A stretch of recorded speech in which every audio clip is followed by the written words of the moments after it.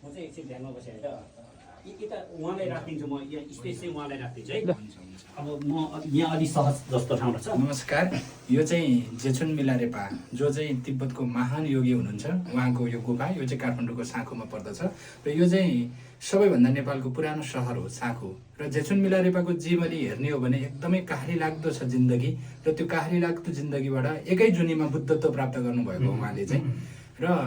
उहाँ सानैमा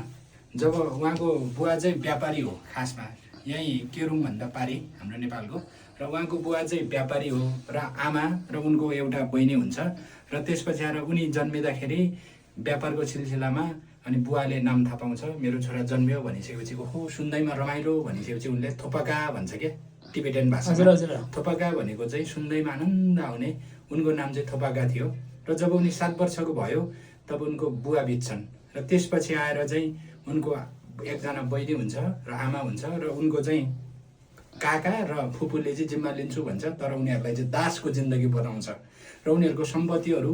सम्पूर्ण चिज हडप छ काका र फुपूले र त्यसपछि उनीहरूको जिन्दगी भनेको चाहिँ एकदमै दुःखदायी त्यस्तो सङ्घर्षपूर्ण जिन्दगी हुन्छ र त्यसपछि आमाले 15 वर्षको उमेरमा भइसकेपछि थोपागालाई अब कालो विद्या सिक्न जाऊ बाबु भनेर सुन दिएर पठाउँछ र उनले कालो विद्यामा महारत हासिल गरिसकेपछि उनले असिना वर्षाउने र त्यसपछि आएर आफ्नो काकाको छोराको बिहेमा उनले चाहिँ 35-36 जना मान्छेहरू एकैपल्ट मारिदिन्छ र काका र फुपूले चाहिँ जीवित राखिदिन्छन्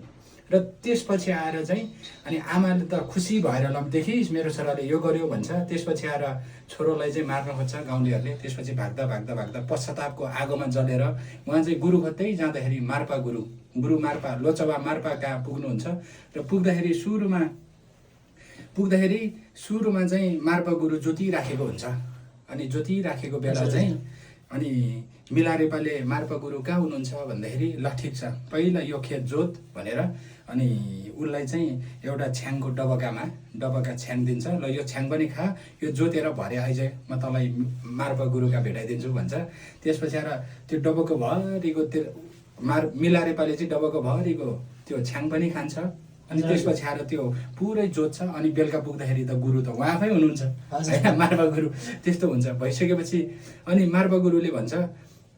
तँलाई कि म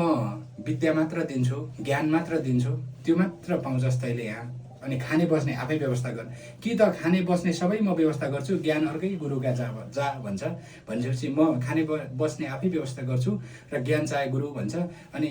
उनी गाउँभरि भिक्षा मागेर चाहिँ लिएर आएर एक भारी त्यहाँ घरमा बिसाउने बित्तिकै गुरु रिसाउँछ क्या राति अबेला तैँले आफ्नो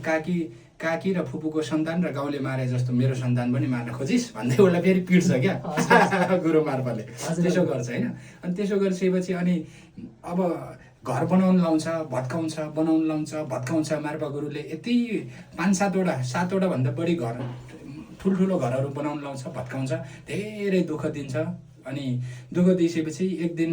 मिलारेपा आत्महत्या गर्न तयार हुन्छ अनि त्यस्तो भइसकेपछि ल गुरुले अझै अनि बोलाएर अब तँलाई म ज्ञान दिन्छु भन्छ त्यसपछि आएर गुरुले ज्ञान दिन्छन् अनि दिइसकेपछि मिलारेपा चाहिँ विभिन्न ठाउँहरूमा ध्यान साधना गर्दै गर्नु भनेर अनि मार्पा गुरुको इन्स्ट्रक्सन अनुसार उहाँ चाहिँ नेपालको यो हिमाली भागमा आउनुहुन्छ र त्यो मध्येको चाहिँ यो गोर्खा मनाङ त्यसपछि आएर काठमाडौँ अहिले यो नेपाल साँखु हुँदै यहाँबाट योल्मो त्यसपछि आएर लास्टमा उहाँ चाहिँ रेनबो बडीमा कन्भर्ट भएको चाहिँ लाप्ची दोलखा र त्यही भएर यो चाहिँ एकदमै ध्यान साधना गर्ने चाहिँ एकदमै शक्तिको केन्द्र हो यो मिलारेपाको त्यति हो हस्त धन्यवाद हजुरलाई।